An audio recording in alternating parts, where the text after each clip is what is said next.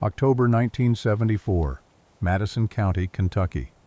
The rain had stopped 3 weeks ago, but standing at the edge of Route 9, looking down at what the locals called the Devil's Bathtub, you wouldn't know it. Here you go, partner. 30 Thank you acres of kindly. bottomland Yeah. sat under 2 Good feet work, of boys. standing water. Told you. The surface reflected the gray October sky in perfect stillness, broken only where clumps of wild grass pushed through like the hair of something drowned.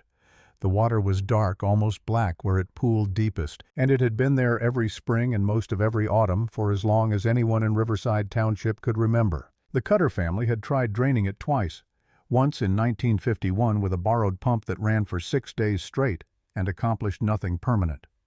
Once in 1963 with a county drainage contract that ate $11,000 and left the field exactly as wet as before. After the second failure, old Gerald Cutter had simply stopped trying. When he died in the spring of 1973, his son Dennis listed the parcel separately from the good upland ground, priced it at $40 an acre, and waited. It sat on the market for 14 months. The men at Hartley's Feed and Grain on the square in Millbrook talked about it the way they talked about most unsolvable problems, with the comfortable authority of people who had no intention of solving anything. Donald Thomas, who ran 300 acres of tobacco up on the ridge, said the water table was broken and would never drain properly. Richard Miller, who had the biggest corn operation in the county, said the ground was sour from years of standing water and wouldn't grow anything worth cutting. Stephen Taylor from the Extension Office came out twice, walked the edge of it in his rubber boots, and wrote in his official report that the parcel presented persistent drainage challenges inconsistent with economically viable row crop production. He recommended against purchase. So when word got around in August of 1974 that Robert Williams had signed papers on all 30 acres at $38 an acre, $1,140 total, which he paid in cash from a coffee can, he kept under the bench in his equipment shed. The reaction at Hartley's was not surprise exactly. It was something closer to pity, mixed with a kind of mean amusement that men feel when someone confirms what they already believed about him. Donald Thomas leaned against the counter near the register arms, crossed, shaking his head with the exaggerated slowness of a man delivering a verdict. The words came out loud enough to carry down the aisle where Robert stood examining a display of plow points near the door. Man bought himself a 30-acre swimming pool. Richard Miller was restocking seed bags near the back.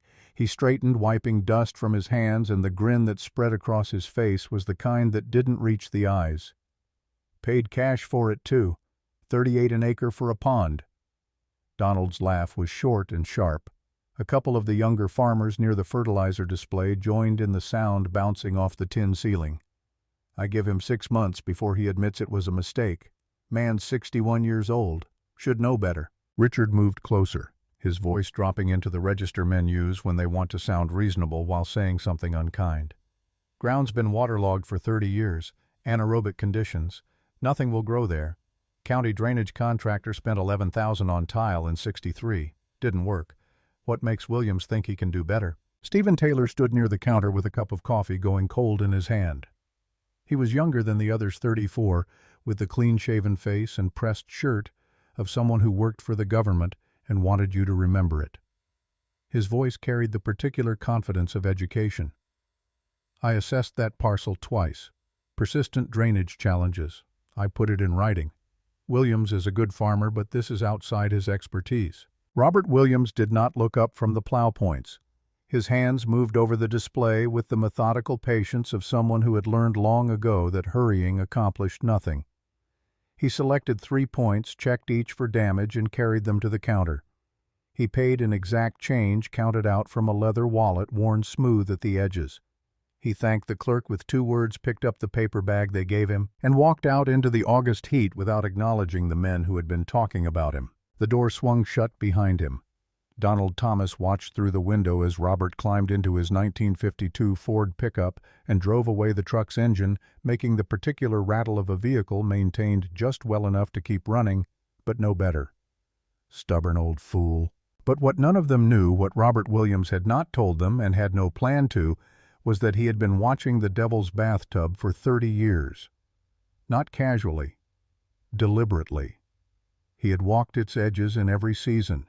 He had dug test holes in 6 different spots along its perimeter and studied the soil profiles with the kind of attention that other men gave to machinery catalogs. He had driven down to the University Extension Library in Lexington twice, once in 1962 and once in 1968, and read everything available on wetland soil conversion, natural drainage patterns, and bottomland crop potential. He had talked once in 1971 to a man named Christopher Hernandez, who farmed rice in Arkansas using techniques that nobody in Madison County had ever tried. And he had written down everything he learned in a green composition notebook that he kept with his farm journals in the drawer of his kitchen table. The bottomland was not broken. That was the first and most important thing he knew that Stephen Taylor and his official reports did not. The water table was not perched. The ground was not sour.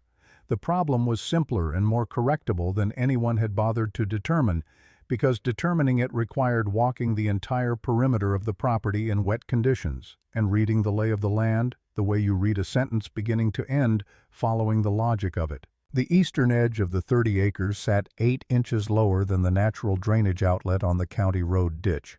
8 inches. That was the entire problem. Water came in from the ridge above, settled into the bowl of the bottomland, and had nowhere to go because the outlet point was slightly elevated relative to the lowest standing water. Any drain tile laid horizontally, which was what the county had done in 1963, would move some water, but never fully clear the field, because it couldn't pull below that 8-inch threshold. What the ground needed was not a pump or a tile system or another drainage contract. It needed a single strategic cut, a channel hand-dug or machine-dug that dropped the outlet 8.5 inches and gave the natural water table somewhere to go. Then it needed the right crop. Not corn, which Richard Miller would have planted. Not tobacco, which Donald Thomas swore by. Not soybeans, which every ambitious farmer in Madison County was starting to talk about in 1974. It needed rice, upland rice. A variety developed by American agricultural researchers in the South specifically for converted bottomland conditions that didn't require flooding, that actually thrived in wet, heavy soil that had built up decades of organic matter from standing vegetation. Arkansas had been growing it successfully since the 1920s. Robert had the correspondence from Christopher Hernandez to prove it, letters dating back to 1972, outlining seed varieties, planting densities, and rotation schedules. The bottomland's years of flooding had not ruined it. They had made it extraordinarily rich. The soil had been composting itself for 30 years. Given proper drainage and the right crop, it would produce yields that the ridge farmers with their thin, leached tobacco ground couldn't dream of. Robert had done the math in the green composition notebook. He had checked it 47 times. He had not shared the math with anyone. But what nobody in that feed store knew was this: Robert Williams had been studying that land since the day it killed his father. October 12, 1944. James Williams, age 39, drowned trying to pump water from the same 30 acres. Robert was 31 years old that day. He pulled his father's body from the mud with his own hands, the weight of it impossible, the face already gone slack and gray. The pump lay on its side in the shallows, still running pointless. The county coroner wrote accidental death by drowning in his report. The funeral was 3 days later. Robert stood at the graveside and did not cry, because crying was something you did when you didn't know what else to do, and Robert already knew. He would beat the thing that killed his father. It would take him as long as it took, 30 years and 4 months as it turned out. Robert Williams was 61 years old in the autumn of 1974. He was white-weathered in the way that farmers weather, with hands that showed every scar and callus earned over 4 decades of work. His hair had gone completely gray by 50, and he kept it cut short, military style, a habit from his Army years that he never broke. He woke at 4:30 every morning and was in the fields by 5 regardless of season. He did not own a television. He subscribed to 2 farm journals and read both of them cover to cover, underlining passages and making notes in the margins. His tools were older than most of the men who mocked him at Hartley's, but they were maintained with a precision that bordered on obsessive. His Farmall M tractor was a 1939 model that his father had bought new for $800, the price of a good mule in those days, and it had never once needed a mechanic from outside the family. Robert kept a maintenance log for it, a spiral-bound notebook he had started in 1953 when he took over the farm, and every oil change, every greasing, every adjustment was recorded in his tight, careful handwriting. He did not talk much. At Hartley's on Saturday mornings, he would nod to the men he knew, buy what he needed, and leave. If someone asked him a direct question, he would answer it, but he never volunteered information. This had given him a reputation for being standoffish, though the truth was simpler. Robert had learned early that most people talked to hear themselves talk, not to exchange anything useful. He preferred to listen. You learned more that way. The green composition notebook lived in the kitchen table drawer beneath a stack of bills and receipts. It was the cheap kind with a marbled cover, the sort schoolchildren used, and Robert had filled every page with observations made over 3 decades. Soil samples. Elevation measurements taken with a homemade water level, nothing more than a length of clear plastic tubing filled with water and held at both ends. Rainfall records cross-referenced with flooding patterns. Sketches of the bottomland's perimeter showing where water entered and where it pooled deepest.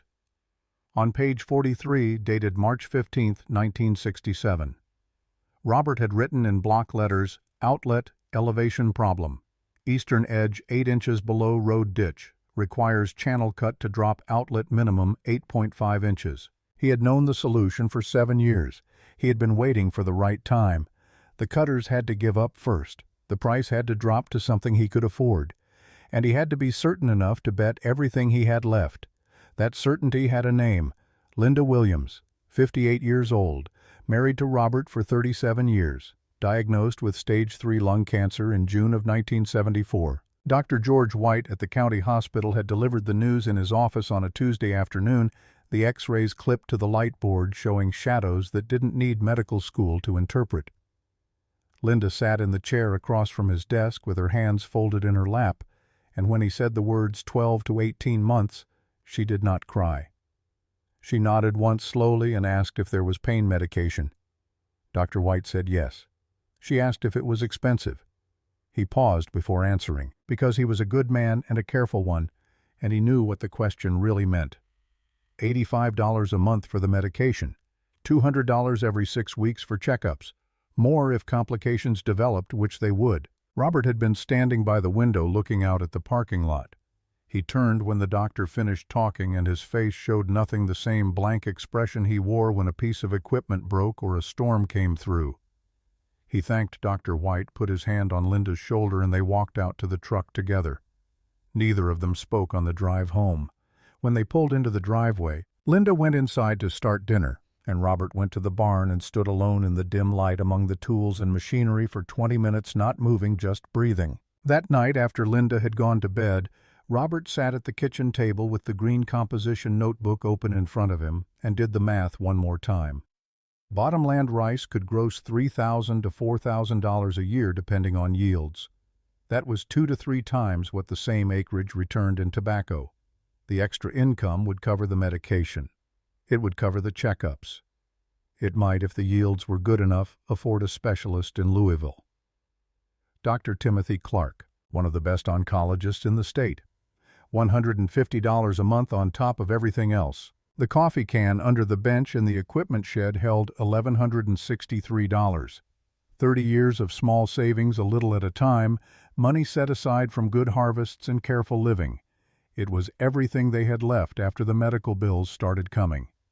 $38 an acre for 30 acres came to $1,140. That left $23. Enough for seed if he was careful. Enough for fuel if he was lucky. Robert closed the notebook and sat in the dark kitchen for a long time. The only sound was the clock above the sink ticking in steady rhythm, indifferent. On August 10, 1974, at 9 o'clock in the evening, Linda sat across from him at the same table. The purchase papers for the bottomland lay between them, waiting for his signature. She had her reading glasses on, the cheap drugstore kind, and she was looking at the numbers written in the realtor's neat hand. Her voice was quiet, almost conversational, but there was a weight beneath it that made every word land hard. "Robert, this is everything we have left. I know. What if it doesn't work?" He paused, not because he didn't have an answer, but because he was choosing which answer to give. Finally, he looked up and met her eyes. "It will work. I've checked the math 47 times. That's not what I asked. Then we'll be no worse off than we are now. But if it works, Linda, if it works, we can afford Dr. Clark in Louisville, the specialist. She reached across the table and took his hand. Hers was cool and dry, the skin thin enough now to show every vein. You've been planning this for 30 years, haven't you? 30 years and 3 months. She didn't ask why. She knew about James Williams. She knew Robert didn't do anything without a reason, that he didn't speak about the things that mattered most, that his silences were as deliberate as his words. She had married him knowing this. She had stayed married to him because of it. All right. He signed the papers that night. The next morning he drove to the realtor's office in Millbrook and handed over $1,140 in cash, counted out in 5s and 10s and 20s that smelled faintly of coffee. The realtor counted it twice, made out a receipt, and shook Robert's hand with the enthusiasm of someone completing a transaction he had long ago written off as impossible. Robert took the deed, folded it once, and put it in the glove compartment of the Ford pickup. He did not go to Hartley's. He drove straight home and put the deed in the kitchen table drawer with the green composition notebook, and then he went out to check on the bottom land that was now his. August 1974 in Madison County was dry and hot. The standing water in the Devil's Bathtub had dropped to 18 inches in the deepest sections, and the edges showed cracked mud where the soil had dried enough to walk on without sinking. Robert stood at the fence line on Route 9 and studied the field the way a surgeon studies X-rays before an operation. He was not looking at what was there. He was looking at what it would become. The men at Hartley's were still talking about him the following Saturday. Robert walked in to buy chain for a fence repair and heard his name before he was 3 steps through the door. Donald Thomas was holding court near the seed display, gesturing with a styrofoam cup of coffee that sloshed dangerously close to spilling. Williams bought the Devil's Bathtub, paid cash. Man might as well have bought himself a boat. Richard Miller was leaning against the counter, nodding along. Ground's poisoned. 30 years underwater does that. He'll figure it out come spring when nothing grows. Stephen Taylor was there too, clipboard in hand, looking official and mildly concerned in the way extension officers do when they're about to be proven right about something they recommended against. I wrote a detailed report, 2 site visits, persistent drainage challenges, it's all documented. Robert heard all of it. He had excellent hearing, a fact most people forgot because he so rarely responded to what he heard. He paid for the chain, picked up his receipt, and walked past the 3 of them on his way to the door. As he reached for the handle, Donald called out behind him loud enough to make sure everyone heard. "Good morning, Robert." Robert stopped, turned, looked at Donald with the blank, patient expression of someone waiting for a point to be made. When none came, he nodded once. "Donald." Then he left. The men at Hartley's didn't know they were watching a master class in patience. Robert Williams had already won. He just hadn't told them yet. September brought cooler air and the first planning for what needed to happen next. Robert needed equipment he didn't own. Specifically, he needed something that could dig a drainage channel 60 feet long and drop it precisely 8.5 inches at the outlet without destroying the surrounding soil structure. The county had used a dragline excavator in 1963, massive and clumsy, and it had torn up the field without solving anything. Robert needed something smaller, more controlled, a crawler, tracked low to the ground with a blade he could angle for precision work. He found it in Pike County at an estate sale. Case 400 crawler, older model but well-maintained, with a 6-way blade and a transmission that still shifted smooth. The owner had died without children, and his widow was selling off the equipment to settle debts. The auctioneer started the bidding at $600. Robert watched 3 other men bid it up to $420, and when they stopped, he raised his hand once. The auctioneer's gavel came down, and Robert became the owner of a crawler he could barely afford and had nowhere to store yet. The problem was simple. He had $23 left. The crawler cost $420. He needed the case 400. He did not have $420. David Jones lived 6 miles south of Millbrook on a 40-acre spread he'd bought with money saved from 2 tours in Korea. He and Robert had served in the same unit, had shared a tent for 8 months in 1951, and had maintained the kind of friendship that required almost no maintenance. They saw each other maybe twice a year, spoke even less, and trusted each other completely. Robert drove to David's place on a Thursday evening in late September. David was in his equipment barn welding a crack in a mower deck, and he didn't look up when Robert walked in. He finished the seam, killed the torch, and flipped up his welding mask. "Robert." "David. What's this for?" Robert knew David well enough to skip the preamble. "Need to borrow $200. "What for?" "Bought a case crawler. Need it for digging a ditch." "For what?" "To prove I'm not crazy." David pulled off his welding gloves and tossed them on the workbench. He walked to a toolbox in the corner, opened the bottom drawer, and pulled out a metal cash box. He counted out $200 in 20s and handed them to Robert without ceremony. "Pay me back when you can." Robert took the money and put it in his shirt pocket. "Appreciate it." "You've never been crazy a day in your life, Robert.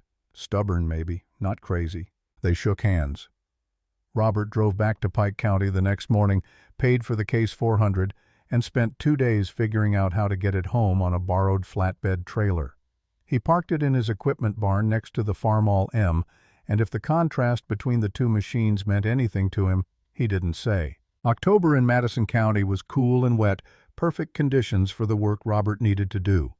He started on the morning of October 7, 1974, just before sunrise. The first 3 days were survey and marking. He used his homemade water level, the clear plastic tubing filled to eliminate air bubbles, and worked his way around the entire perimeter of the bottomland, taking elevation readings every 10 feet. He wrote the numbers in the green composition notebook, cross-checked them against his earlier measurements, and confirmed what he already knew. The outlet needed to drop 8.5 inches, no more, no less. Too shallow and the water wouldn't drain completely. Too deep and he'd risk erosion that would undercut the whole system. He marked the channel path with wooden stakes painted white on top 60 feet from the field's lowest corner to the county road ditch. The grade had to be gradual, a steady fall over the distance, nothing abrupt. He calculated the math twice, then a third time, and when he was satisfied, he fired up the Case 400 and started digging. The work took 11 days. Robert operated in 2 shifts, 4:30 to 7:30 in the morning before the ground softened with the day's heat, and 5 to 7:30 in the evening when it firmed up again. The Case 400 ran smooth and steady, the blade biting into soil that was heavy with clay but workable. He angled the blade to push excavated material onto the eastern berm, raising that edge slightly to help direct future runoff. The channel took shape in increments, a clean straight cut that deepened gradually as it approached the outlet. By day 9, the channel was complete except for the final connection to the road ditch. Robert spent day 10 hauling flat creek stones from his own property, 14 trips in the Ford pickup, each load carefully selected for size and shape. He lined the critical 20-foot section where the channel met the outlet, laying the stones by hand to prevent erosion. The work was slow and his back ached, but he had learned long ago that doing a thing right the first time saved you from doing it twice. On day 11 October 1974, Robert made the final cut. He measured the outlet elevation one last time with the water level, confirmed 8.5 inches of drop, and opened the connection to the road ditch. Water that had been sitting motionless for weeks began to move, not rushing, moving. A slow, steady percolation that caught the light differently than standing water alive in a way the stagnant pool had never been. Robert stood at the outlet for 20 minutes watching. Then he climbed back on the Case 400, drove it home, and noted the final measurements in the green composition notebook. 3 days later, on the morning of October 21st, Robert walked to the bottomland at 6 o'clock with a cup of coffee in his hand. The water level had dropped 1 inch. He could see the difference in the grass stalks that yesterday had been submerged and today stood clear. He wrote in the notebook, October 21st, 74, water table responding as calculated, outlet functioning, percolation rate 1.2 inches per 24 hours, projection surface dry by November 15th. He was off by 3 days. The northwestern third of the field, 20 acres, drained completely by November 12th. The remaining 10 acres were still soft but no longer flooded. Robert planted winter rye on the dry sections using a hand seeder, walking the rows in a grid pattern that ensured even coverage. The rye wasn't for harvest. It was for soil conditioning to hold the ground through winter break, up the compaction layer with root structure, and add organic material when he turned it under in spring. The people who drove past on Route 9 noticed the work but didn't understand it. A few mentioned it at Hartley's the following Saturday. Richard Miller reported what he'd seen with the clinical detachment of someone observing a slow-motion disaster. "He cut himself a ditch. Water's moving some. Still half underwater up in that northwest corner." Donald Thomas nodded, satisfied. "Told you. He'll spend all winter on it and still be looking at a pond in the spring." Robert was not at Hartley's that Saturday. He was standing in the southeast corner of the bottomland with a hand seeder broadcasting rice seed into soil that was still soft enough to accept it. The seed had arrived in February 4 burlap sacks from Christopher Hernandez in Arkansas with a handwritten note folded inside, "Give it heavy ground, and it will give you back more than you put in." Robert had stored the sacks in his barn, checking them monthly for moisture and pests, waiting for the right moment. This was the moment. He would be there until dark. December brought cold and the quiet rhythm of waiting. Robert serviced the Farmall M on the first of the month, the same ritual he'd performed since 1953. Oil change, grease every fitting, check the magneto gap. Note it all in the maintenance log, December 1st, 74. Oil change, greased all fittings, checked magneto gap, engine turned smooth. He cleared minor debris from the drainage channel once a week, mostly fallen branches and wind-blown leaves. Linda's condition remained stable, the pain managed with medication that made her drowsy but functional. The medical bills continued at $85 a month.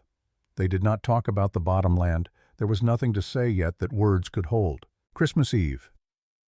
1974 was clear and cold, the kind of night where sound traveled farther than it should and stars pressed close to the ground. Linda stood at the kitchen window looking out at the bottomland visible in the moonlight as a dark expanse where 3 weeks ago there had been a silver sheet of water. Robert was at the table behind her, reading the most recent issue of Progressive Farmer, making notes in the margin about planting densities. She spoke without turning around, her voice soft but clear. "It's not flooded." Robert looked up from the magazine. "No. First December in 30 years that land's been dry." "Yes." She turned to face him, and something in her expression made him set the magazine down. "When did you know this would work?" 1967.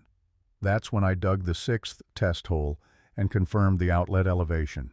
7 years you waited. I was waiting for the right time. The cutters had to give up first. The price had to drop. And—" he paused, choosing whether to finish the sentence. "And I had to be certain enough to bet our last savings on it." Linda crossed the kitchen and sat down across from him. She reached out and took both his hands in hers, and when she spoke her voice was steady, more resolve than sentiment. "I'm glad you were certain." Robert looked at her, and something passed between them that didn't need words. Then Linda smiled, just slightly, and tilted her head in the particular way she had when she was about to say something she'd been holding back. "I found your notebook 2 years ago. In the drawer. I read it. All of it." Robert went very still. "You never said anything." "I was waiting for you to be ready. You knew what I was planning. I knew you'd been studying that land since your father died. I knew you had a plan. I didn't know when you'd do it, but I knew you would eventually. Why didn't you ask me about it? Because you would have told me when you were ready. You always do." They sat in silence for a moment, hands still clasped across the table. Outside the bottomland lay dark and dry under the winter stars, and somewhere in the soil the rice seeds Robert had planted in November were dormant, waiting for spring. Spring arrived in Madison County with unusual behavior in 1975. March brought 2 inches of rain when it normally brought 6. April gave them clear skies and moderate temperatures when the creeks should have been running high. By the middle of the month, farmers who had been working this land for 30 years were remarking on it at breakfast tables and feed stores, using words like peculiar and unprecedented. The old-timers compared it to 1949, the last time a spring had come this dry, and shook their heads at the strangeness of weather that refused to follow its own patterns. For Robert Williams, the dry spring was a stroke of fortune so perfect it looked designed. By April 15th, The bottomland that had spent 3 decades underwater was completely surface-drained.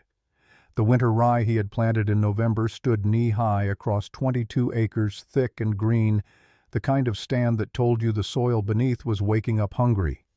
The northwest corner was still soft when you walked on it, the ground holding moisture like a sponge, but there was no standing water. The drainage channel ran a clear trickle into the county road ditch, carrying runoff at exactly the rate Robert had calculated. People driving Route 9 noticed. They couldn't help but notice. Where there had been a black mirror of stagnant water for as long as memory held, there was now a field of green rye waving in the spring wind. The sight was disorienting, like seeing a familiar face suddenly younger.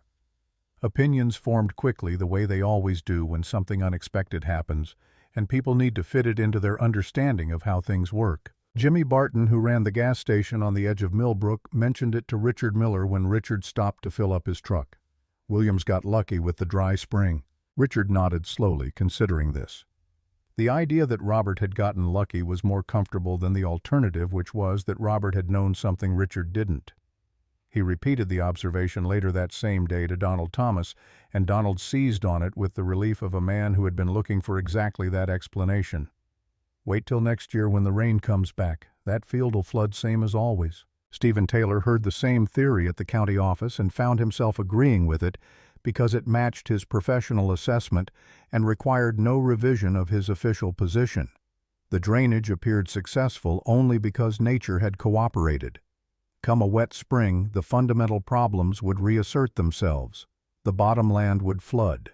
Robert Williams would have 30 acres of expensive failure and everyone would move on. What none of them considered was that Robert had been watching weather patterns for 30 years and understood probability better than he let on. Dry springs came in cycles, and the signs had been building since late 1974. He hadn't counted on it, but he had allowed for the possibility in his planning. Either way, the channel would work. The dry spring simply meant it would work spectacularly in year one, building confidence in the system before testing it against normal rainfall. But Robert wasn't thinking about any of that on April 15th. He was thinking about rice. The seed had been waiting in his barn since February 4. Burlap sacks stored in the coolest, driest corner, checked weekly for moisture and pests. Christopher Hernandez had mailed them from Stuttgart, Arkansas, a town Robert had never visited, but whose agricultural extension reports he had read with the attention most men gave to Scripture. The rice was an upland variety developed specifically for southern bottomland that had been converted from wetland to cropland. It didn't require flooding the way paddy rice did. It required exactly what Robert's bottomland now offered: heavy soil with high organic content, consistent moisture without standing water, and a growing season long enough to let the grain mature fully. The letter from Hernandez had been folded inside the first sack, written on lined paper torn from a spiral notebook, the handwriting loose and confident. "Robert, this is the variety I told you about. Plant it 8 inches between rows, 120 pounds of seed per acre. It wants heavy ground, and it will give you back more than you put in. Don't let anyone tell you it won't grow in Kentucky. Weather's the same, soil's richer if you've done the work right. You do the work, the rice does its part. Good luck. C. Hernandez." Robert had modified his grain drill himself, adjusting the spacing mechanism to handle the 8-inch rows and calibrating the seed dispersal rate through trial runs with dried corn. The work took 2 evenings in the barn with Michael, his son, who had driven up from Pikeville for the weekend and helped without asking many questions. Michael was 28, quiet in the way his father was quiet, and he had learned early that the best way to understand what Robert was doing was to watch him do it. On May 3, 1975, Robert planted rice on 20 acres of the bottomland. He left the northwest corner alone for another season, giving that section more time to stabilize. The Farmall M pulled the modified drill in straight lines across the field, and the seed disappeared into dark, rich soil that smelled like wet earth and decomposition and possibility. Robert worked from sunup to mid-afternoon, stopping only to refuel and make minor adjustments to the drill. When he finished, he parked the Farmall M in the barn, noted the planting in the green composition notebook, and went inside for dinner. Linda asked how it went. He told her it went fine. She asked what he planted. He told her rice. She nodded and served the potatoes, and they ate in comfortable silence, the kind that comes from 37 years of marriage to someone who doesn't need you to explain everything. By late May, people driving Route 9 could see something growing in the bottomland, though nobody was quite sure what. The rye had been turned under as everyone expected, but what came up in its place was unfamiliar. Too thin to be corn, wrong color to be soybeans. Young Jake Morrison, who farmed 120 acres south of Millbrook and fancied himself more educated than the older generation, guessed sorghum. His father, Tom Morrison, who had been farming since before Jake was born, said it didn't look like any sorghum he'd ever seen, but allowed that maybe it was some new variety. At Hartley's the following Saturday, the conversation circled the question without landing on an answer. Richard Miller stood near the counter with his arms crossed, frowning in the direction of the seed display like it might hold answers. Williams is planting something in the bottomland, grain of some kind. Donald Thomas was restocking herbicide in the back aisle. His voice carried forward, skeptical and slightly amused. "What is it? Can't tell from the road." Stephen Taylor was there too, clipboard resting on the counter coffee cup, leaving a ring on someone's invoice. His professional curiosity was genuinely piqued now, though he kept his voice measured. "Grain in bottomland. After what I documented." Jake Morrison spoke up from the fertilizer display, eager to contribute. "Maybe it's sorghum." Donald came around the corner carrying a box of spray bottles. He set them down harder than necessary and the glass rattled. "More likely he's just letting grass take over, admitting defeat without saying it." Robert drove past Hartley's that morning but didn't stop. He had seedlings to check and no time to waste on speculation. The men inside talked because talking was easier than watching, and watching was easier than understanding. Robert had learned this about people decades ago. Time they spent talking was time he spent working, and the math on that exchange had always favored the silent. June arrived with heat and humidity that turned the air thick enough to taste.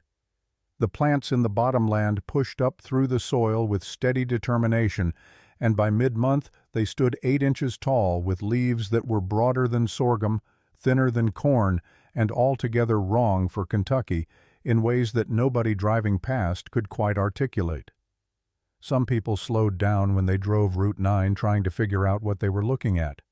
Most gave up and kept driving. Robert walked the field every morning at dawn, examining the plants with the detailed attention of someone checking a complex piece of machinery. The stand density was excellent. Weed pressure was minimal thanks to the winter rye and years of standing water that had killed off most of the seed bank. Moisture retention was perfect, the soil holding water without becoming saturated. On July 14th, he wrote in the green composition notebook, "Stand density excellent. Minimal weed pressure. Moisture retention ideal. Projection 4 feet height by August 15th. Linda's medical checkup that month brought news that Dr. George White delivered with careful, professional neutrality, the kind doctors use when they don't want to promise anything but can't hide their surprise. The tumor hadn't grown.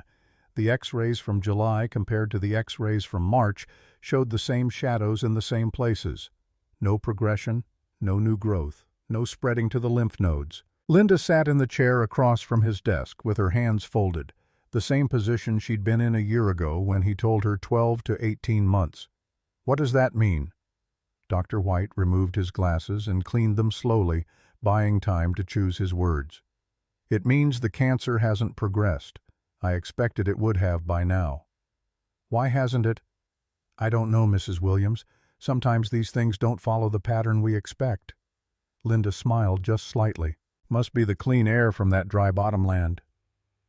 Robert, standing by the window again, didn't turn around. His shoulders moved once, something that might have been a silent laugh or might have been something else entirely. Dr. White put his glasses back on and made a note in the file. "Whatever it is, keep doing it. I want to see you again in 6 weeks." That evening, Robert took Linda to see the field. He drove the Ford pickup down Route 9 and pulled onto the shoulder near the drainage channel. They got out and stood at the fence line, Linda's hand resting on his arm for balance, looking at 18 inches of green plants arranged in precise rows across 20 acres. She didn't ask what kind of plants they were. She knew he would tell her when it mattered. For now, it was enough to see something growing where nothing had grown before. Donald Thomas was having a harder time with what he was seeing. The confidence he'd felt in August of 1974, the certainty that Robert Williams had wasted his money on worthless ground, had developed small cracks over the winter. The spring drainage had widened those cracks. The green shoots in June had turned them into fissures. By mid-July, driving past the bottomland on his way back from the feed mill, Donald did something he hadn't planned to do. He stopped his truck on the shoulder of Route 9, got out, and walked to the fence line. The plants were 18 inches tall now and clearly thriving. The leaves caught the late afternoon light in a way that made the whole field shimmer slightly. Donald had been farming tobacco for 30 years. He knew crops the way some men knew horses or engines. He could tell health from sickness at a glance, could read soil quality and how a plant held itself. These plants were healthy, aggressively healthy, growing in soil that every expert in the county had declared ruined. He stood there for maybe 5 minutes, hands on the fence post, working through the implications. If Robert was right about this field, Donald had been wrong. More than wrong. He had been publicly, vocally, repeatedly wrong in front of everyone who mattered about something he had claimed to understand. The embarrassment of it sat in his chest like a stone. Then pride kicked in, the way pride always does when it feels threatened. Robert had gotten lucky with the dry spring. The plants looked good now, but that didn't mean harvest would work. This was probably some experimental crop that would fail spectacularly in September. Donald held on to this thought like a rope thrown to a drowning man and climbed back into his truck. He didn't mention the stop to anyone. By August 20th, 1975, the plants in Robert Williams's bottomland had reached a height and density that made denial impossible. They stood 4 feet tall across all 20 planted acres, with heads heavy with grain that bent the stalks slightly in the heat. The leaves were broad green and unmistakably healthy. The growth pattern was uniform, the kind of uniformity that came from good seed, good soil, and someone who knew exactly what they were doing. It was rice, in Kentucky, growing in the Devil's Bathtub. Donald Thomas drove Route 9 on the morning of August 22nd on his way to Millbrook to pick up parts for his tobacco cutter. He saw the field at a distance, told himself he didn't need to look, and drove past. Got a quarter-mile down the road and hit the brakes hard enough to make his coffee cup jump in the holder. He sat there in the middle of Route 9 for a long moment, engine idling, hands tight on the wheel. Then he put the truck in reverse and backed up until he could see the field clearly. He parked on the shoulder and got out, walked to the fence line, stared. David Jones drove past, heading the opposite direction, saw Donald standing there, and checked his watch. 17 minutes later, he drove back the same way, and Donald was still standing in the exact same spot. What Donald was thinking, standing there with his hands gripping the fence post hard enough to make his knuckles white, was a series of realizations that came in waves, each one worse than the last. That's rice. Williams planted rice. In ground, I said, was worthless. In ground, the extension office said, was unworkable. And it's not just growing, it's perfect. The implications spread out from that central fact like cracks in glass. Every conversation at Hartley's where he'd mocked Robert. Every assurance he'd given that the bottomland would never produce. Every piece of advice he'd delivered with the confidence of experience. All of it wrong. All of it recorded in the memories of men who would remember. Donald Thomas was 54 years old. He had been the voice of agricultural authority in Riverside Township for 2 decades. That authority rested on being right about things that mattered. Standing at the fence line of Robert Williams's rice field, watching 4 feet of perfect grain sway in the August wind, Donald felt that authority dissolving like sugar in hot water. He got back in his truck and drove to Hartley's. Walked in with his face blank, the careful neutrality of someone who has just learned something terrible and is not ready to discuss it. Richard Miller was at the counter checking invoices. He looked up when Donald came in. "Donald, you okay?" "Robert Williams is growing something in that bottomland." "We know. Grass or—" Donald interrupted him, and his voice had no humor in it, no mockery, just a flat statement of fact that landed heavy. "It's not grass. I don't know what it is, but it's not grass, and it's not failing." Silence settled over the store. The 2 younger farmers by the seed display stopped talking. Richard set down the invoice he'd been reading. Stephen Taylor, who had been examining a shelf of soil test kits near the back, walked slowly toward the front counter. His clipboard was tucked under his arm and his expression was carefully neutral, but something in the way he moved suggested a man who had just been presented with evidence contradicting a professional conclusion. He set the clipboard down on the counter. "I should go look at that." Richard's voice was quiet, almost gentle, like he was breaking bad news to someone who didn't want to hear it. "You wrote the report against buying it." "Exactly. Which is why I need to see what I missed." Stephen Taylor was 34 years old, educated professional and fundamentally honest in the way that some people are honest even when it costs them.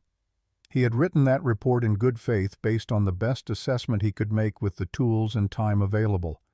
If that assessment had been wrong, he needed to know why. Not because anyone was forcing him to look, but because being wrong and not learning from it was a waste of something more valuable than money. He walked out of Hartley's, got in his county truck, and drove straight to the bottomland. The last week of September 1975 brought harvest weather, cool mornings and warm afternoons with no rain in the forecast. Robert and Michael worked together for 4 days preparing equipment that had been modified and tested and modified again until it did exactly what Robert needed it to do. The Farmall M pulled a cutting attachment that Robert had engineered himself over 2 evenings in the barn, working with measurements and tolerances that he had calculated on paper and tested with scrap metal until the blade height and angle were precise. Behind the cutter was a bundle cart that Michael had built based on drawings Robert had sketched in the green composition notebook. They started cutting on September 24th at 6 in the morning, working while the dew was still on the plants and the grain shattered less. The Farmall M's engine made its steady, reliable rhythm the same sound it had made since 1939, and the cutting attachment moved through the rice with clean efficiency. Michael followed behind, stacking bundles in precise rows that would dry properly and thresh cleanly. They spoke maybe 12 sentences total across the first 2 days. The work told them everything they needed to know. On September 26th at 2 in the afternoon, Stephen Taylor's county truck pulled onto the shoulder of Route 9. He got out with his notebook and rubber boots and stood at the field edge watching Robert and Michael work. He didn't write anything, just watched. 40 minutes passed. The Farmall M finished a row, turned at the end, started back. Robert shut down the engine, climbed down, and began stacking the last bundle. Stephen walked over to him. Robert straightened, wiping his hands on his pants, and waited. "Mr. Williams?" "Mr. Taylor. I wrote the report recommending against this parcel." "I know, I read it."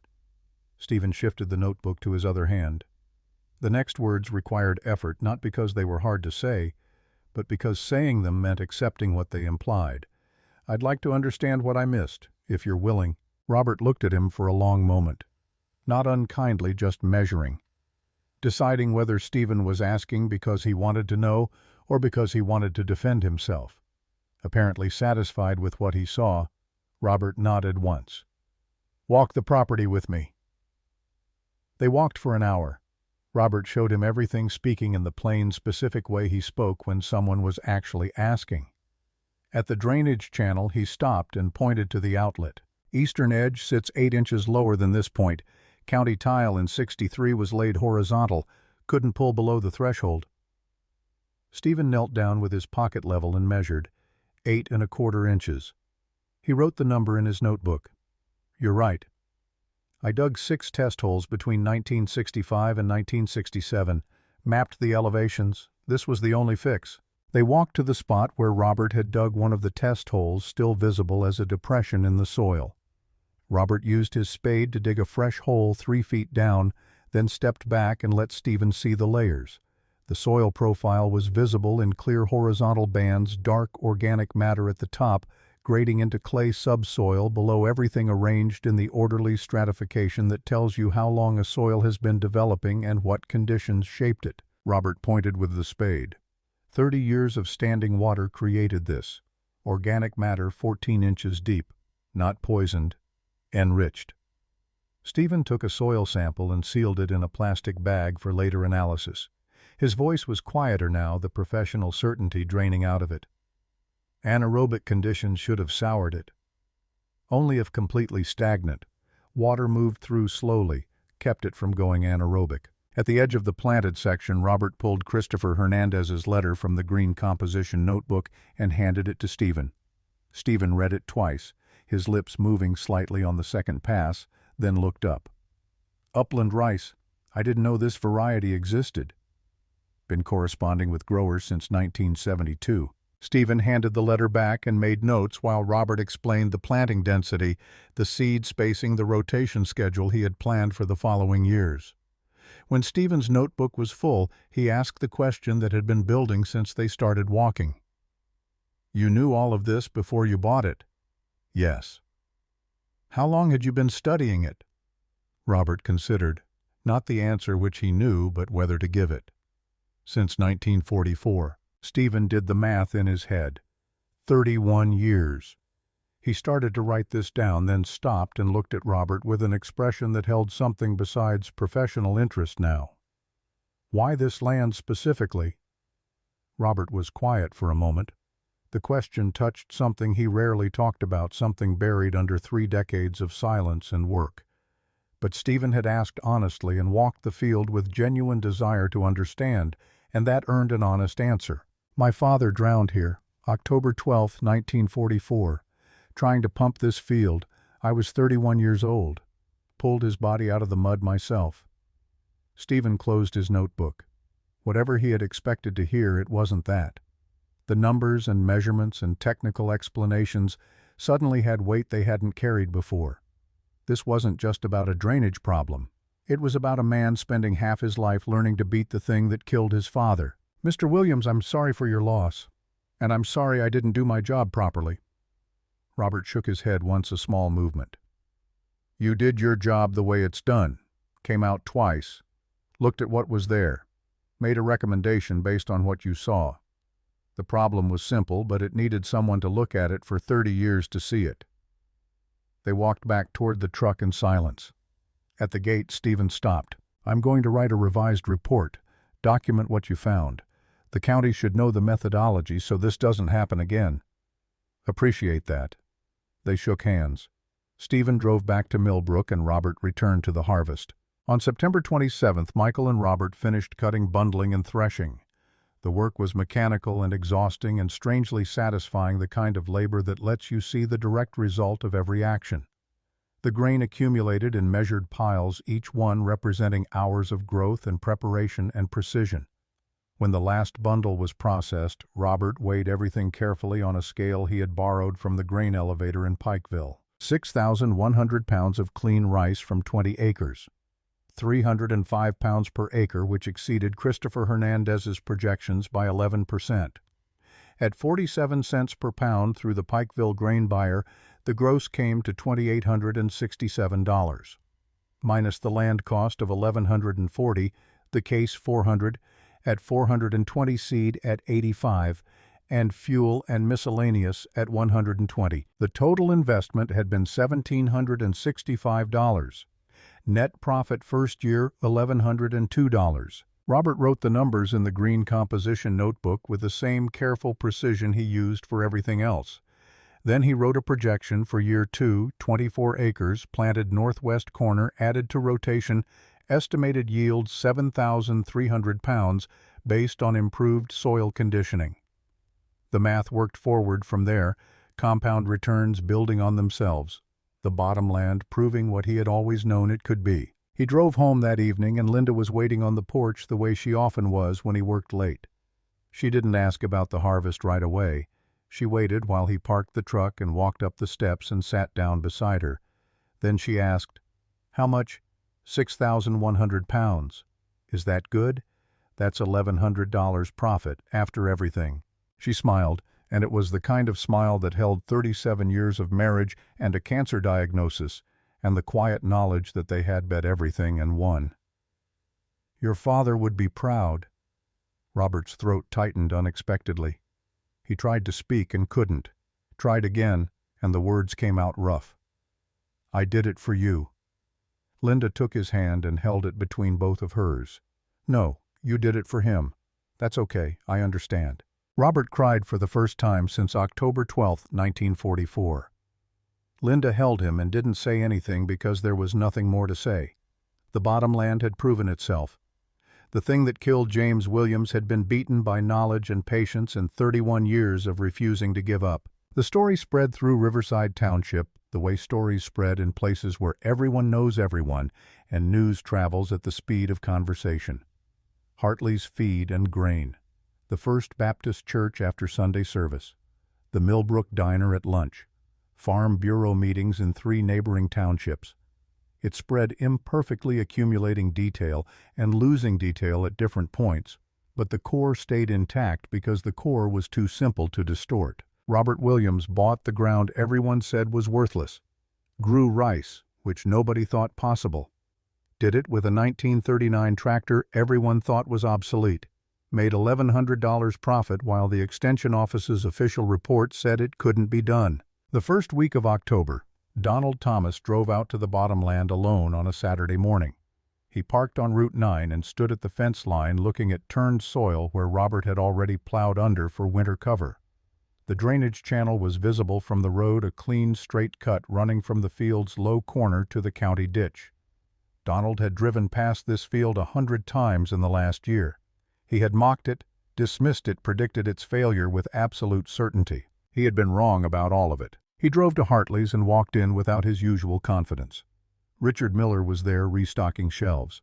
Donald didn't greet him. Richard didn't greet Donald.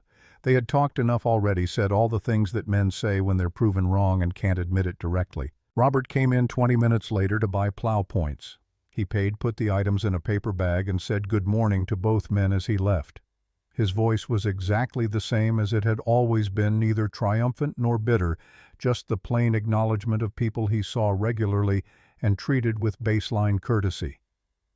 After Robert left, 15 seconds of silence stretched across Hartley's. Finally, Donald spoke, his voice low enough that only Richard could hear. "We were wrong about him." "Yes." "He knew the whole time." "Yes." Richard went back to restocking shelves. Donald stood there a moment longer, then walked out without buying anything. How often do we let our assumptions about someone blind us to what they're actually capable of? Donald Thomas had spent 6 months convinced Robert Williams was a fool, had delivered that judgment with the authority of 30 years. Farming tobacco had never once considered that Robert might be operating from a depth of knowledge that made Donald's experience look shallow.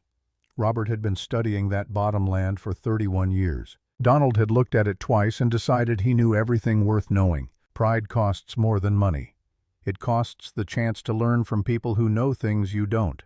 It costs the humility to admit when you're wrong. Donald Thomas was learning this at 54 years old, standing in Hartley's Feed and Grain, watching Robert Williams walk out with the same quiet dignity he'd always had, completely unbothered by being right. Stephen Taylor sat alone in his office on November 3, 1975, with 2 documents in front of him. The first was his original assessment of the Cutter bottomland dated March 1974, with his signature at the bottom and the county seal stamped in the upper right corner. The second was a blank incident report form. Between them lay 4 pages of notes from his walk with Robert Williams, covered in measurements and observations that contradicted nearly everything the official document claimed. Most extension officers in his position would have filed the notes and moved on. Stephen Taylor was not most extension officers. He pulled his typewriter close and began writing a new report from the beginning. The work took him 3 days. Not because the technical writing was difficult, but because getting the tone right required careful balance. He needed to document his error without sounding defensive. He needed to explain what Robert had discovered without diminishing the county's drainage contractors. He needed to establish a new methodology without implying that everyone who had missed it was incompetent. The final report ran 7 pages. It documented the outlet elevation problem in precise technical language, explained the correct methodology for assessing wetland drainage, with step-by-step instructions for measuring outlet points relative to standing water tables, and described the soil profile advantages created by decades of flooding. On page 6, he acknowledged that Robert Williams had performed a more thorough and accurate site analysis than the Extension Office had provided, and recommended that Madison County adopt outlet elevation measurement as a standard step in any future wetland assessment. He signed the revised report on November 6th and filed copies with the Madison County Agricultural Office and the Kentucky State Agricultural Office in Frankfort. He kept a personal copy in a folder in his filing cabinet along with the 4 pages of field notes. Not out of guilt. Guilt wasn't useful, but because it was a record of something he had learned, and Stephen was the kind of man who valued records of things he had learned more than records of things he had gotten right. The ripple effect came slowly, the way institutional change always does. Someone in the Frankfurt office read Stephen's revised report in January of 1976 and passed it to someone else who handled drainage policy for the state. That person sent a memo to the regional agricultural offices suggesting that outlet elevation measurement be included in standard wetland assessments. By spring of 1976, Montgomery County, 2 counties over from Madison, had added the measurement to their assessment checklist. The farmer whose land benefited never knew why the county suddenly recommended a different drainage approach than they had used for 20 years. The county engineer who implemented it never connected it back to Stephen Taylor's report. The knowledge spread anyway, quiet and useful, asking nothing in return. Robert Williams farmed the bottomland for 11 more years after the first harvest. Year 2 brought 24 acres into production, adding 4 acres from the northwest corner that had firmed up completely over the winter. The yield came to 7,450 pounds, exceeding his projections again. The gross was $3,141. After expenses, the net was $2,215. He sent Linda to see Dr. Timothy Clark in Louisville, the specialist they couldn't afford a year earlier. Dr. Clark ran tests, reviewed her file from Dr. George White, and looked at her with the particular expression doctors get when something doesn't match their understanding of how diseases progress. The cancer hadn't grown. At all. Not in 12 months. Stage 3 lung cancer that should have been spreading aggressively had simply stopped. Linda sat in the specialist's office on the 14th floor of a building in Louisville and asked the question she'd been asking for a year. Why? Dr. Clark removed his glasses and set them on the desk. I can't explain it medically, Mrs. Williams. Sometimes these things happen. The literature calls them spontaneous stabilizations. We don't understand the mechanism. How long? I don't know. Keep doing whatever you're doing. Come back in 6 months. Robert was in the waiting room reading a farming magazine when she came out. He looked up and she smiled, and he knew before she said anything. They drove home mostly in silence, the comfortable kind that comes from not needing to fill every moment with words. Somewhere on Route 9, passing the bottomland where the second-year rice was already 6 inches tall, Linda reached over and took his hand. I think I get more time. Robert's throat tightened, but he kept his eyes on the road. Good. Year 3 he rotated to soybeans, following the schedule he'd worked out in the green composition notebook. The rotation was critical for maintaining soil structure and preventing disease buildup. Year 4 he returned to rice. Year 5 he added the final 6 acres from the northwest corner, bringing the full 30 acres into production. The returns were consistent, $2,800 to $3,400 net per year, more per acre than the ridge tobacco farmers were making, and with considerably less labor and chemical input. Robert wasn't competing with them. He was farming his ground the way his ground asked to be farmed, which had always been his approach. Donald Thomas's tobacco crop failed in the summer of 1976, a combination of weather and disease that left him staring at fields that should have been producing and wondering where he'd gone wrong.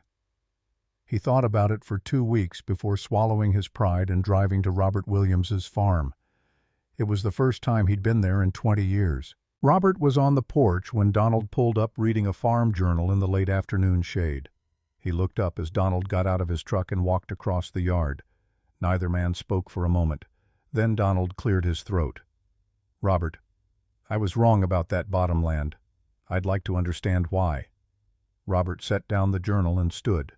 Coffee. They sat at the kitchen table for 3 hours. Robert brought out the green composition notebook and went through it methodically, explaining the outlet elevation methodology, the soil conditioning approach, the rotation schedules that made the bottomland work.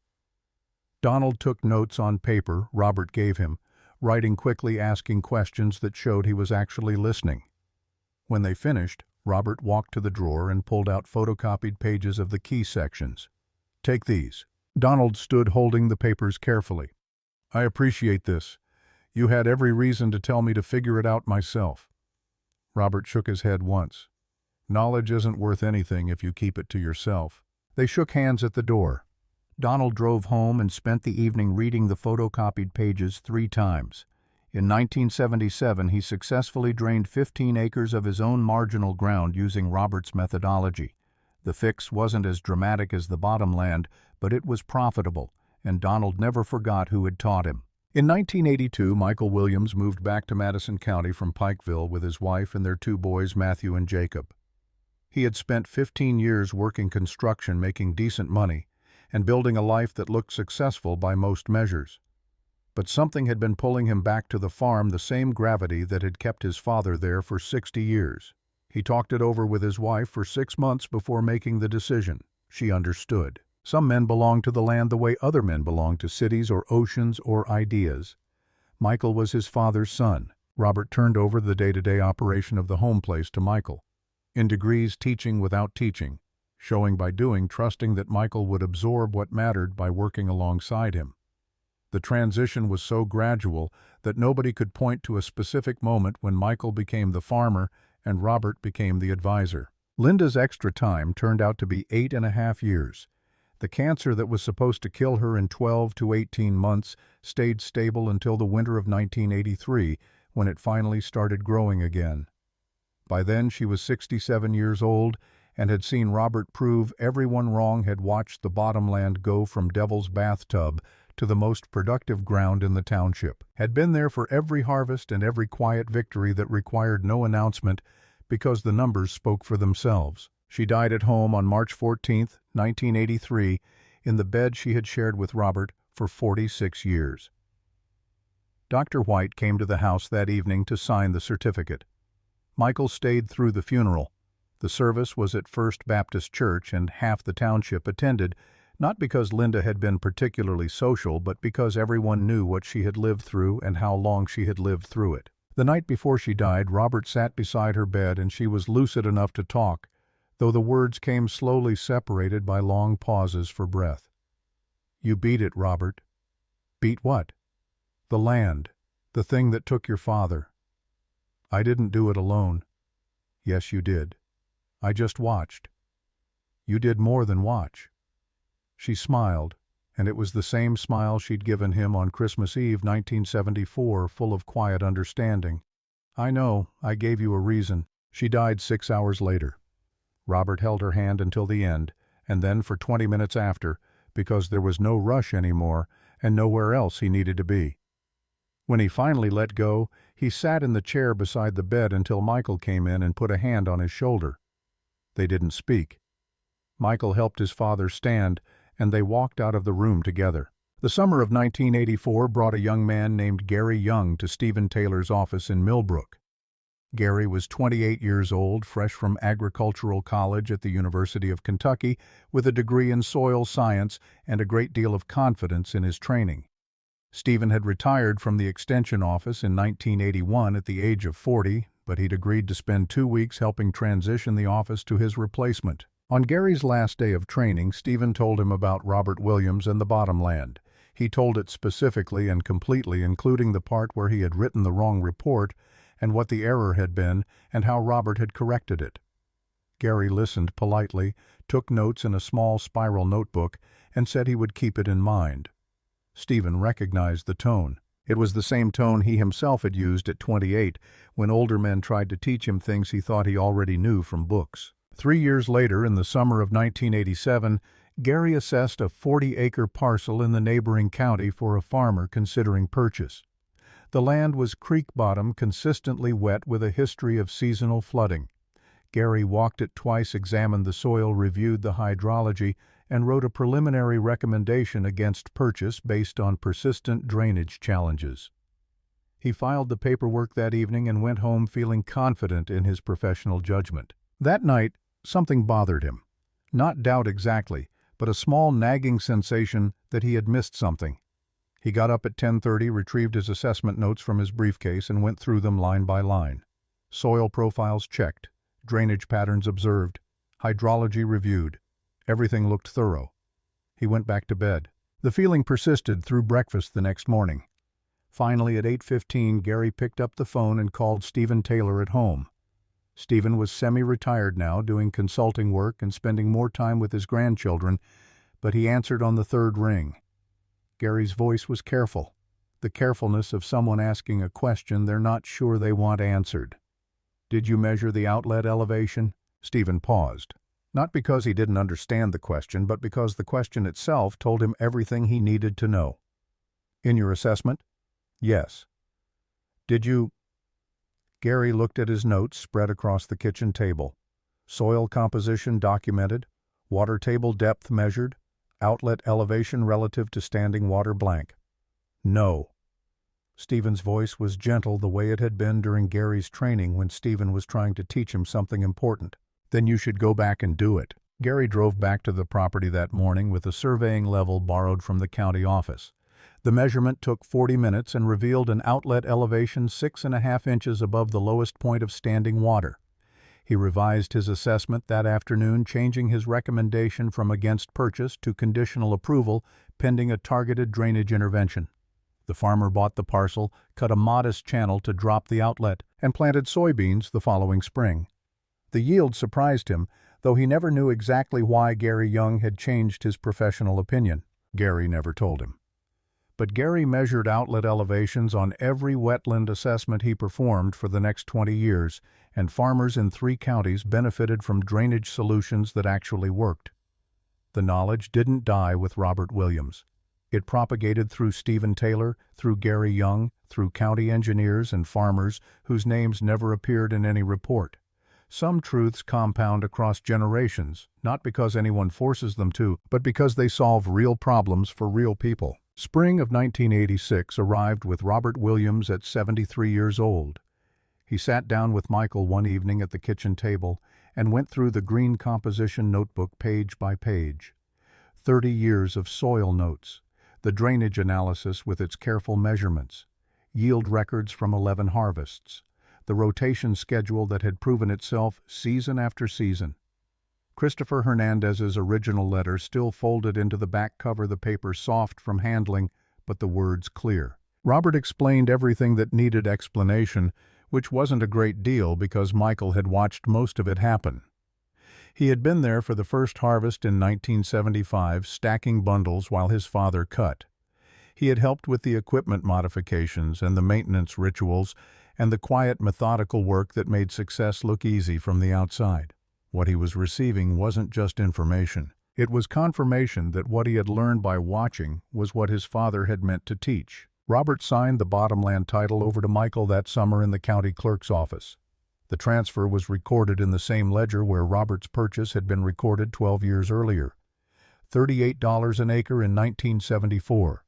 Fair market value in 1986 was $850 an acre.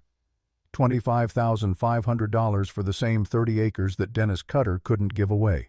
The appreciation had nothing to do with real estate markets and everything to do with what knowledge could create from materials that everyone else had looked at and seen nothing. Michael planted rice that fall using the same variety Robert had sourced through Christopher Hernandez, though by now the seed came through a second Arkansas grower who maintained the strain after Hernandez retired. Same modified grain drill, same rotation logic, same methodical attention to detail that separated farming from agriculture the way craftsmanship separates building from construction. His boys grew up working that field. Matthew was 12 in 1986 and old enough to spend 3 harvests alongside his grandfather before Robert's health started declining in 1989. The work was hard and boring in the way that all real work is boring, repetitive, and physical, and resistant to shortcuts. But Matthew had his grandfather's temperament, the kind that found satisfaction in repetition done right, and he absorbed the lessons the way good soil absorbs water. March of 1993 brought weather to Madison County that nobody under 40 had seen before. The rain started the second week of the month and didn't stop for 18 days. The creeks rose first, then the rivers, then the low-lying fields that had always been marginal ground. Farmers who had expanded their operations in the profitable years of the late 80s found themselves looking at fields they couldn't plant and wondering what to do about it. Kenneth Lee was one of those farmers. He had bought 60 acres of creek bottom east of Millbrook in 1988 when commodity prices were strong and a local bank was lending freely against projected yields. The ground had produced acceptable corn for 4 seasons.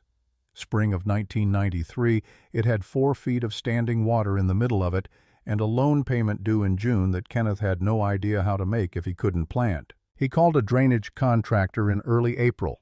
The contractor brought 2 hydraulic pumps and ran them for 8 days, moving water from one section of the field to another without resolving the fundamental problem. Kenneth paid $4,000 for work that accomplished nothing permanent. By the first week of May, he was at Hartley's Feed and Grain, asking anyone who would listen whether there was anything to be done. The conversation at Hartley's was essentially the same conversation that had happened at that counter in 1974, comfortable men explaining all the reasons why nothing could be fixed, offering sympathy that cost them nothing, and advice that helped even less. Kenneth stood near the counter, 42 years old, looking at bankruptcy, listening to people tell him there was nothing to do but wait for the weather to change and hope. Michael Williams was at the counter that morning buying chain for a fence repair. He was 46 now, quiet in the way his father had been quiet, wearing the same kind of worn canvas jacket Robert had favored. He listened to the conversation for maybe 5 minutes before he spoke, and when he did, his voice was level and direct. "What's your outlet situation?" Kenneth looked at him with the blank expression of someone who doesn't understand the question. "My what?" "Your drainage outlet. Where does the water go when it leaves the field? Have you measured the elevation of that point against your water table?" Kenneth had not measured it. The drainage contractor had not measured it. The bank that had lent against the field had certainly not measured it. The question hung in the air of Hartley's like something tangible. How would I measure that? Let me come look at it." Michael walked the field with Kenneth on a Thursday afternoon, carrying a surveying level that belonged to Matthew, who at 19 was learning the same things his father and grandfather had learned about reading land. The assessment took 40 minutes of careful work, and at the end of it, Michael had identified an outlet elevation problem nearly identical to what Robert had diagnosed 19 years earlier. The fix was a channel cut of roughly 80 feet that would drop the outlet 6 inches. The estimated cost done with the Case 400 crawler that Michael had inherited along with everything else was 2 days of work and the fuel to run the machine. Kenneth stood at the edge of his flooded field, looking at the measurement notes Michael had written on a piece of paper torn from a small spiral notebook. The contractor didn't find this. Why not? Michael folded the paper and handed it to him.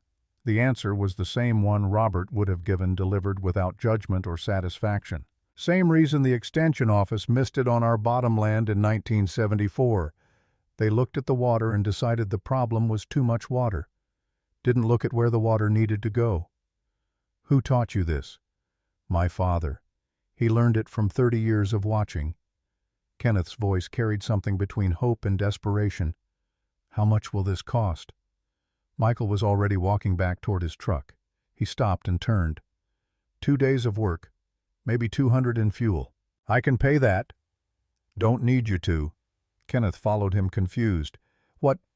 Michael's answer was the same one Robert had given Donald Thomas 17 years earlier, the words carrying forward across time because they were true then and true now. "My father would have done the same. Knowledge isn't worth anything if you keep it to yourself."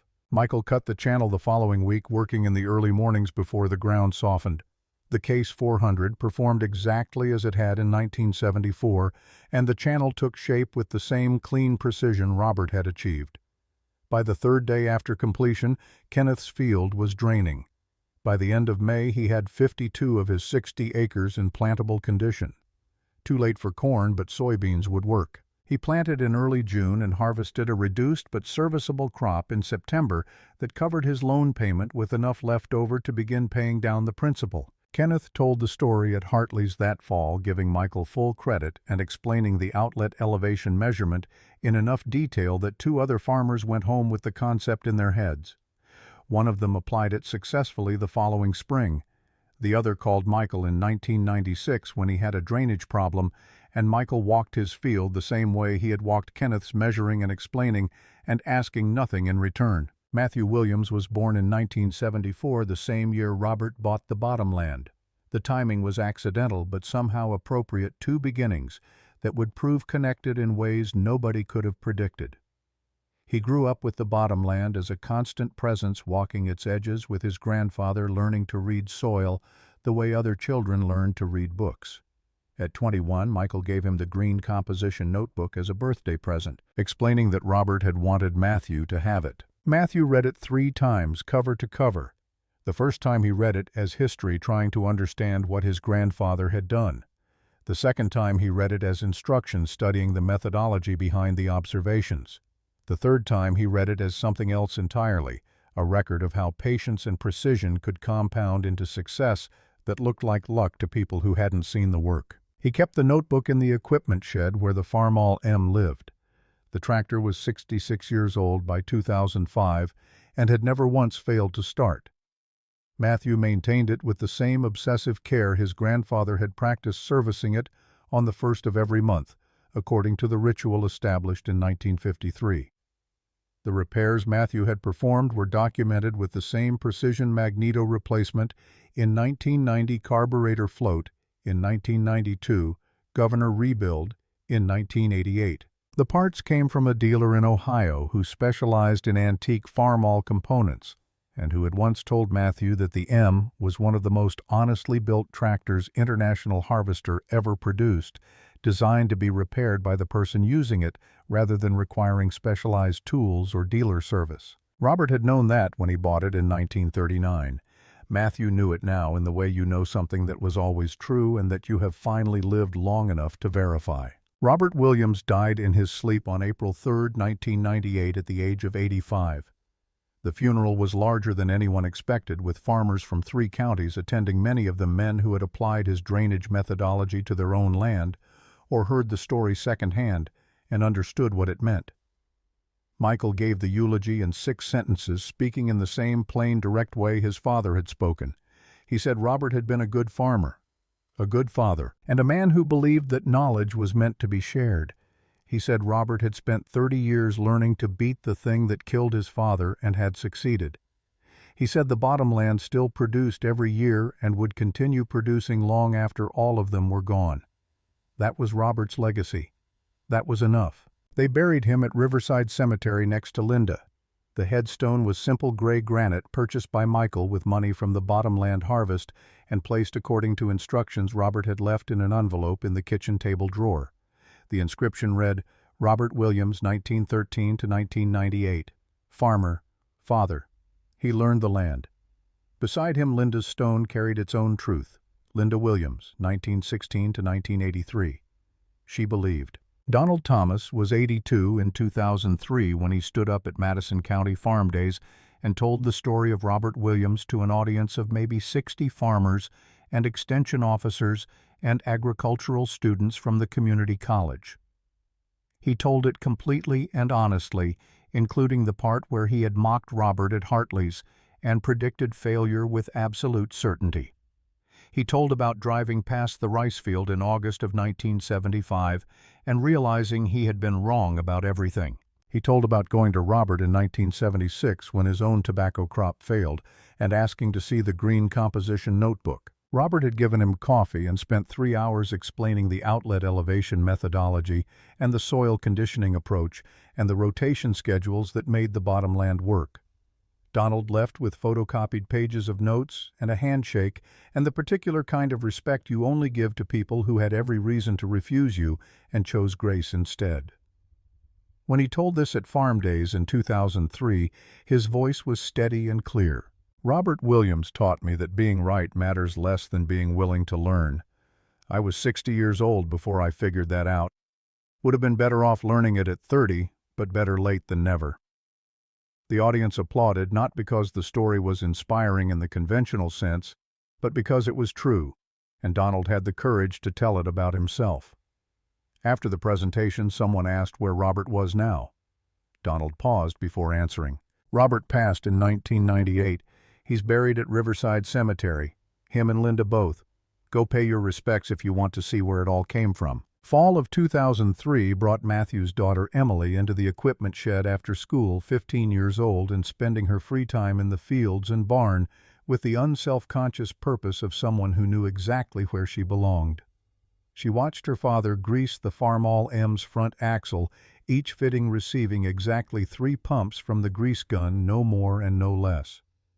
"Why do you keep starting it every month if we don't use it for field work anymore?" Matthew finished the fitting before answering the same way his father and grandfather had finished whatever they were doing before responding to questions. Rushing to answer was how you forgot what you were teaching.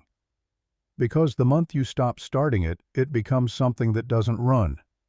Once it becomes something that doesn't run, pretty soon it becomes something nobody remembers how to fix. And once that happens, you've lost something you can't get back just by wanting it. Emily considered this, turning it over the way she turned over most things her father said, testing it against what she already understood. Is that why great-grandpa Robert kept it, and his father before him, and now me? He handed her the grease gun without ceremony. You know which fittings are next. She did. She had been watching him do this since she was old enough to follow him into the shed. She moved to the next fitting and applied 3 pumps, exactly the muscle memory already established, though she couldn't have said when she learned it. October 2005 marked 31 years since Robert Williams bought the Devil's Bathtub for $1,140. The bottomland had been in continuous productive use for every one of those years. It had never flooded again after the winter of 1974. It had produced grain in every season it was planted. The 30 acres that had sold for $38 each in 1974 were worth $1,200 an acre by 2005, a total land value of $36,000. The cumulative net returns over 31 years came to approximately $96,100. Total value created from an initial investment of $1,765, $132,100. Nobody at Hartley's Feed and Grain talked about it as a remarkable thing anymore. It had been true for long enough that it was simply true, part of the fixed geography of what was known. The way everyone knew the ridge ground was thin and the creek bottoms were rich, and the Williams family had always known what to do with difficult land. Matthew Williams stood in the equipment shed on the 1st of October 2005 with Emily beside him. The monthly ritual was so ingrained now that he moved through it without conscious thought, each action flowing into the next with practiced precision. He checked the oil level, verified the fuel, confirmed the battery connections even though the Farmall M didn't need a battery to start. Emily watched him walk to the front of the tractor and position himself beside the hand crank. She had seen this 100 times, but it never stopped being something worth watching. The way some things done right never stop being worth attention. Matthew pulled the choke, set the throttle, and yanked the hand crank. Second pull, and the engine caught, settling immediately into the deep, steady rhythm that had characterized it since 1939.